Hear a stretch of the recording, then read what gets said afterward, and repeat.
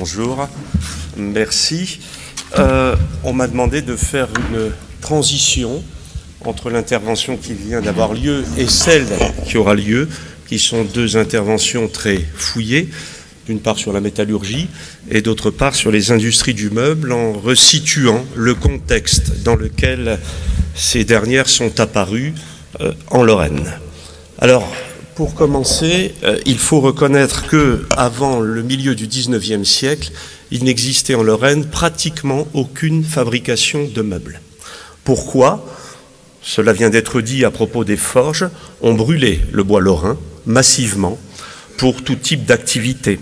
Avant même les forges et les activités de verrerie apparues fin XVIIIe, début XIXe, les forêts d'Argonne étaient exportées pour le bois de chauffage à Paris, via l'Oise et la Seine.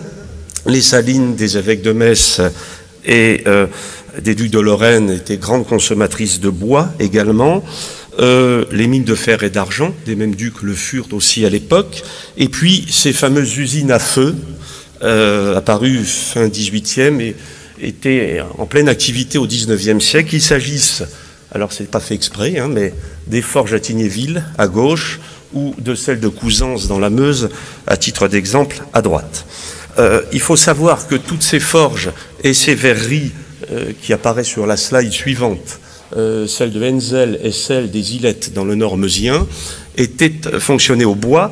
Et par exemple, en 1829, la Lorraine comptait 130 forges et 39 hauts fourneaux. C'est dire que sur l'ensemble de la région, il n'y avait pas de place pour cultiver du bois d'œuvre nécessaire à la fabrication de meubles. Et le charbon ne remplacera progressivement le bois qu'à partir des années 1865-1870.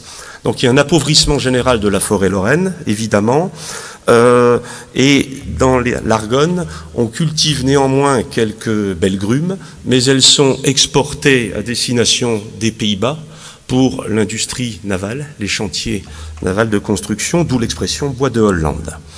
Tout se conjugue donc pour que le travail du bois en tant que matière noble, bois d'œuvre, demeure très minoritaire, voire marginal dans la région. On en trouve néanmoins quelques traces. D'abord des sculpteurs et ébénistes dans le sillage des commandes passées par les nombreux ordres religieux qui sont dans la région. Monsieur Michel, vous en avez retracé dans un exemple et dans plusieurs articles d'ailleurs. Je ne ferai que citer leurs noms: Claude et Nicolas Chatuy, Pierre et Jean Jacquin, la famille Gerdol à La Marche également, Jean Bérin à Saint-Miel. Mais une des particularités, une des constantes que l'on constate chez ces sculpteurs et ces ébénistes pour les chantiers religieux, c'est que souvent, ils ne travaillent pas qu'en Lorraine et qu'un certain nombre d'entre eux terminent même à Paris. Donc ça, c'est un point constant. On remarquera également, c'est sur la slide suivante, donc là on voit, c'est vous qui m'avez accordé le droit à photo, donc je le cite à gauche, l'église de Blévincourt. Vous voyez tirer des bois de Sampigny, de la forêt dite de Sainte-Lucie, des petits objets religieux que l'on fabriquait. Et puis, voilà, donc ça c'est la première activité qu'on pourrait assimiler comme tendant vers une fabrication d'ameublement. Il n'y a, à contrario des régions voisines de Franche-Comté, de Bourgogne, même d'Alsace, aucune corporation d'ébénistes qui soit créée en Lorraine, à contrario de ces régions. Donc, en 1486, à Metz, on en distingue néanmoins une, celle des menuisiers charpentiers, dite de grandes cognées pour les charpentiers et de petites cognées pour les ébénistes. Mais il y a tellement peu d'ébénistes que chacun des membres de ces deux corporations doit chaque année, en alternance, s'inscrire à la seconde. Donc vous voyez qu'il n'y a pas cette population suffisante. La cour ducale, comme la plupart des cours françaises et européennes, s'approvisionne en meubles auprès des fabricants du faubourg Saint-Antoine à Paris. Par exemple, on retrouve dans les comptes de la famille ducale à l'époque du château de Lunéville, donc de Léopold, l'inscription de 6478 livres, 6 sols et 6 deniers à Marc-Antoine, artisan du faubourg Saint-Antoine, pour une meuble, peinture et autres dépenses qu'il a payé à Paris pour le service de son Altesse royale. Donc vous voyez qu'il n'y a pas de ressources locales. Léopold Ier autorise un ébéniste parisien dénommé Duriande a s'installer à Lunéville. Cela ne dure que 6 ou 7 ans et il a 2 apprentis. Il ne reste pas, une fois le chantier de Lunéville est terminé. Et le spécialiste français de l'ébénisterie provinciale, qui est un universitaire lyonnais qui s'appelle Bernard Deloche, écrit à propos de l'ébénisterie lorraine: on ne connaît presque rien de l'ébénisterie lorraine en dehors d'un nombre assez élevé de meubles qui lui sont attribués sans preuve objective. Alors on pourrait citer là quelques ébénistes, néanmoins le nom d'un certain nombre d'entre eux, à Nancy, à Metz ou ailleurs, mais ils sont très peu. A contrario, on constate à la même époque que le mouvement migratoire de Lorrain vers le faubourg Saint-Antoine, à Paris, qui est le principal, voire le foyer exclusif de fabrication de meubles à l'époque, est significatif, puisque dans un recensement qui date de 1790, on dénombre 588 Lorrains, dont 107 Vosgiens, dans ce qui était alors le 8e arrondissement de Paris, qui deviendra plus tard le 12e, et qui sont affectés à la fabrication de meubles. Voilà un petit peu, donc, il y a, et Monsieur Tisserand, lorsque vous avez dépouillé l'annuaire des Vosges de 1838, au cours d'une précédente édition de ces manifestations, vous avez vous-même souligné qu'il ne subsistait, n'y est subsisté en tout cas, que 5 marchands fabricants de meubles dans toutes les Vosges. C'est dire qu'il restait pratiquement plus rien, et comment étaient couverts les besoins néanmoins en ameublement de la population locale? Eh bien, comme dans pratiquement toutes les provinces de France, par l'action de menuisiers ébénistes locaux, qui sont la plupart du temps restés dans l'anonymat, à l'exception de quelques lignées d'entre eux. En Lorraine, il y en a une tout particulièrement, c'est la famille Aubriot, qui était à Ormes, qui est un village près d'Arouet, dans le Saintois, et dont on voit ici quelques productions qui figuraient d'ailleurs dans le, c'est la slide précédente, pardon, dans l'ouvrage consacré au mobilier lorrain par Charles Sadoul dans les années 30. Voilà un petit peu, donc jusque cette période-là, l'activité de fabrication de meubles en France, elle est, il y a quelques nuances à ce que je vais dire, notamment en Rhône-Alpes et en Dauphiné, mais elle est le fait quasi exclusif du faubourg Saint-Antoine. Tout semble donc figé pour les raisons qu'on vient d'expliquer. Et pendant la première moitié du XIXe siècle, il va se passer 5 choses qui vont, modifier significativement la situation et aboutir à l'émergence d'industries lorraines de l'ameublement. La première de ces choses, et là merci, la slide suivante, c'est la création en 1824 à Nancy de l'École nationale des eaux et forêts, par Bernard Lorenz, qui est ingénieur général des eaux et forêts, qui est alsacien d'origine, qui a beaucoup voyagé et débuté sa carrière en Allemagne, dans ce qui était alors les départements français de la rive gauche du Rhin, et qui a vu comment les Allemands, à l'époque, qui étaient précurseurs en matière de gestion forestière, se sont débrouillés et ont commencé à redévelopper leurs ressources forestières. Ils s'en inspirent directement et à partir donc de 1824, il va y avoir en Lorraine, comme dans un certain nombre d'autres régions d'ailleurs, une politique intense de développement de la ressource forestière, qui va passer par l'amélioration des massifs existants.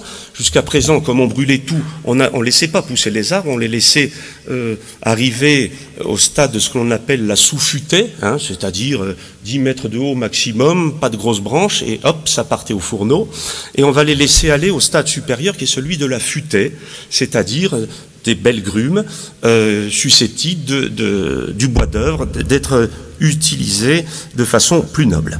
Donc, amélioration des massifs existants, intense action de reboisement également, sous la monarchie de Juillet notamment, et ce qui fait qu'en une trentaine d'années à peu près, entre 1824 et le début des années 1860 environ, eh bien, la Lorraine dispose désormais d'importantes ressources en bois d'œuvre, qui sont le préalable incontournable, évidemment, au développement d'activités comme celle de la fabrication de meubles. Ça, c'était la première chose. Le deuxième facteur qui intervient dans le sillage direct du premier, c'est la multiplication et la mécanisation des scieries à bois.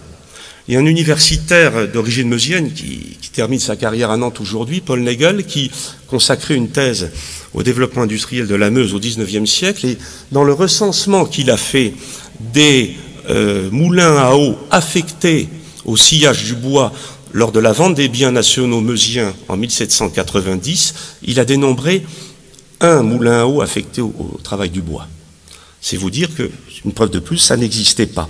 Eh bien, tout au long de la première moitié du XIXe siècle, en parallèle du mouvement de reforestation, des scieries, à partir hydraulique naturellement, vont se développer.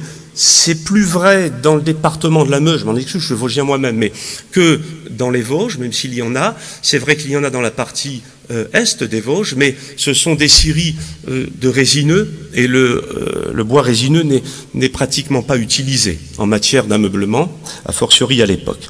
Et puis, ces scieries vont s'accroître en taille. Là, vous voyez deux photos, celle de gauche et celle de droite en haut, de la plus grosse des scieries lorraines à l'époque, est la scierie Nanty, à Ansemont. Ansemont, c'est au sud de Verdun, hein, juste à hauteur de Sommieu. Et vous en voyez une un peu plus récente, mais qui était à Coussé, donc tout près d'ici. Et ces scieries vont se développer, vont augmenter en taille et vont se mécaniser. En 1872, il y en avait dans la Meuse 31 qui employaient 347 ouvriers, la plus importante d'entre elles étant celle-ci avec 92 ouvriers. Et en 1894, on en dénombrait 43, non, 11, employaient plus de 11 salariés. Ça voulait dire que vraiment, en un siècle, il s'était développé, mécanisé et industrialisé. À partir de là, on a une condition supplémentaire nécessaire aux industries du meuble, la capacité de scier du bois, du beau bois, dans de belles planches, et d'en faire de belles planches. Ça, c'était le deuxième facteur qui est progressivement apparu. Le troisième, il apparaît sous deux formes successives. C'est, après la ressource et la capacité de la scier, d'en faire un produit semi-fini, c'est l'apparition d'une main-d'œuvre progressivement formée au travail du bois. Cela va se faire en deux étapes.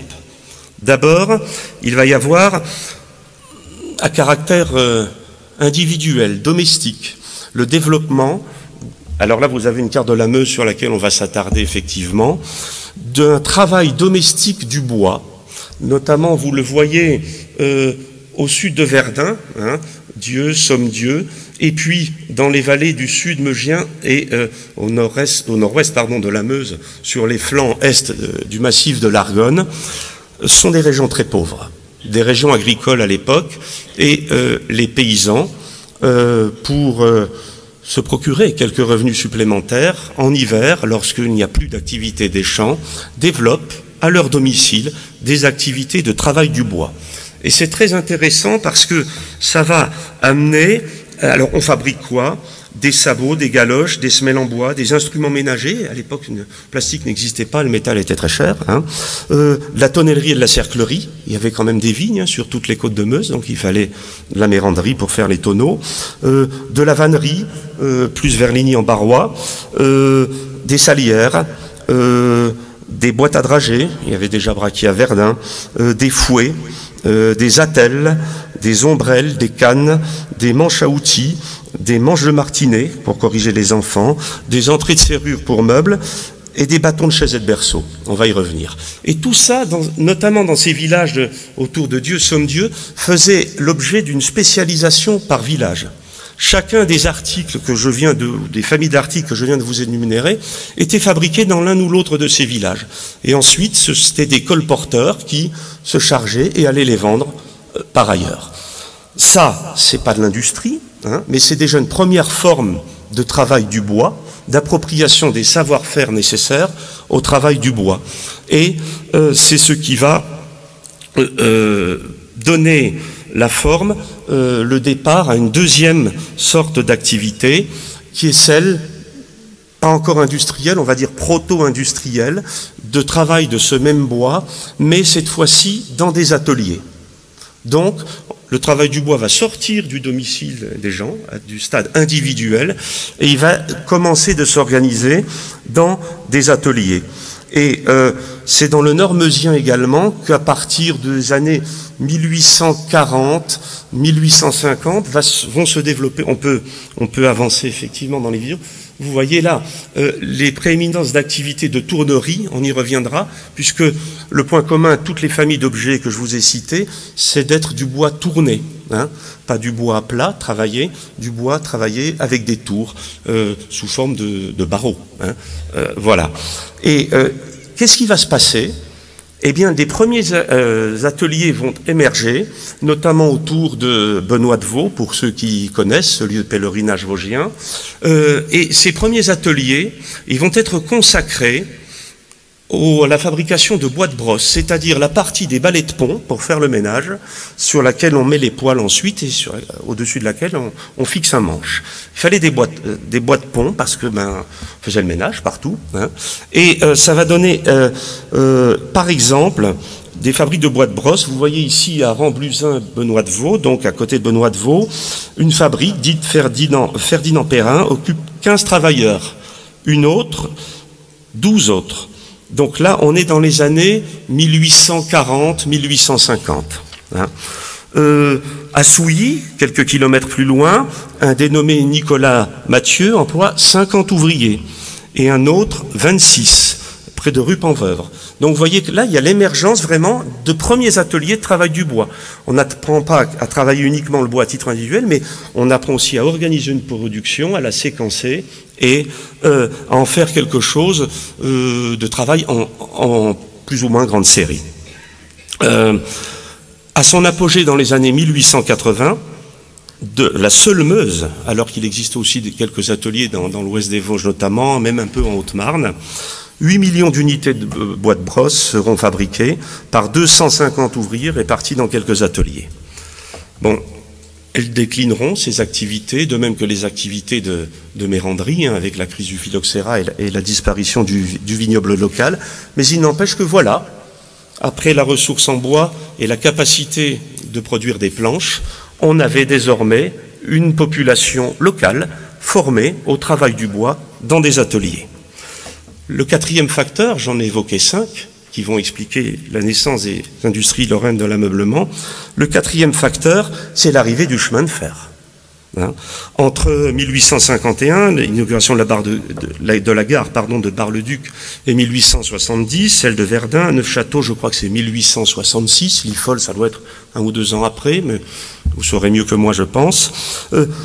Tout l'est de la France, et nos départements en particulier, vont être maillés d'un réseau de chemins de fer qui va leur donner la capacité d'être reliés à Paris, puisque l'organisation jacobine française est ainsi faite, et qui dit Paris, dit le faubourg Saint-Antoine, et dit aussi le premier marché de l'ameublement en termes de consommation.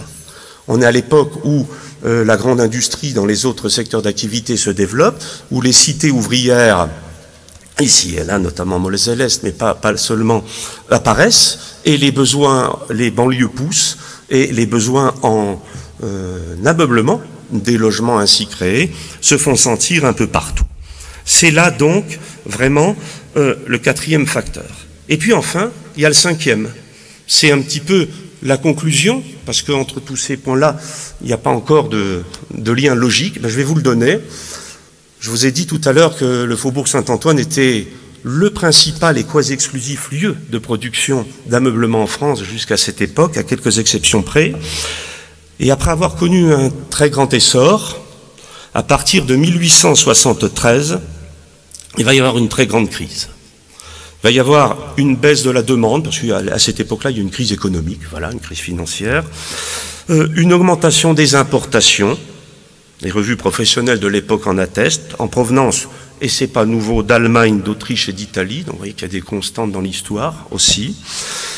Il y a aussi une hémorragie de la main-d'œuvre qualifiée du faubourg Saint-Antoine, puisque suite à l'épisode de la Commune et à la répression qui a suivi, 1500 professionnels du faubourg Saint-Antoine sont alors exécutés, emprisonnés, exilés, ce que vous voudrez, mais en tout cas, ils sont plus dans les ateliers.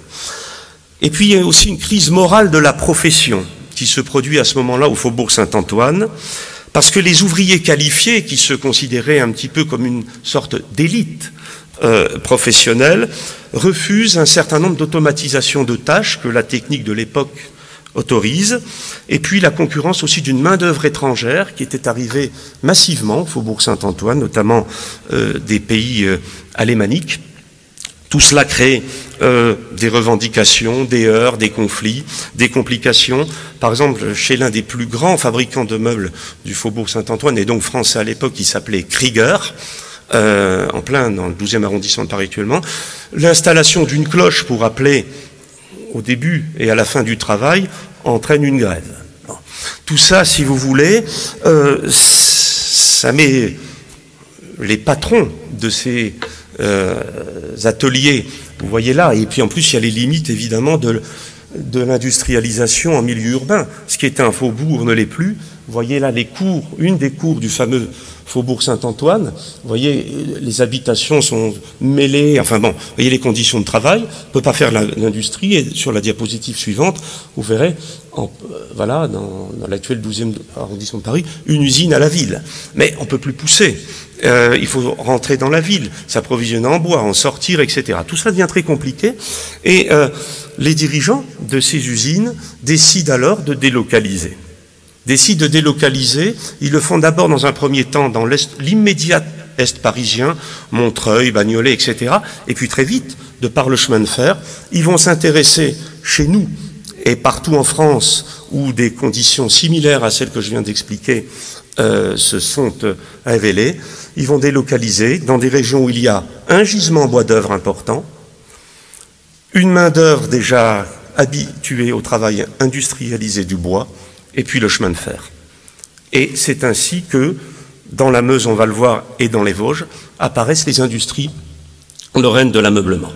Alors, la trace la plus ancienne que j'ai retrouvée, il y en a peut-être d'autres, hein, je ne suis pas un chercheur ni un universitaire, mais d'activité qu'on puisse réellement qualifier d'ameublement en Lorraine, c'est 1846, au sud de Verdun. Alors là, je vous ai mis une carte avec 3 codes couleurs. C'est le recensement de toutes les industries du bois, enfin du meuble, pardon, que j'ai retrouvées depuis la date que je viens de vous citer. Donc, j'ai mis en rouge 1850-1914, celles qui sont date de création, d'apparition. Hein. En bleu, 1918-1940, et en vert, après la Seconde Guerre mondiale. Ce qui ne veut pas dire qu'elles avaient disparu à chacune de ces périodes. Hein. Donc, en 1846, à Sommieu, on trouve la première trace vraiment d'une activité industrielle de travail de meubles sous la dénomination Mangin-le-Bachel. Il y a déjà une machine à vapeur, donc c'est assez moderne.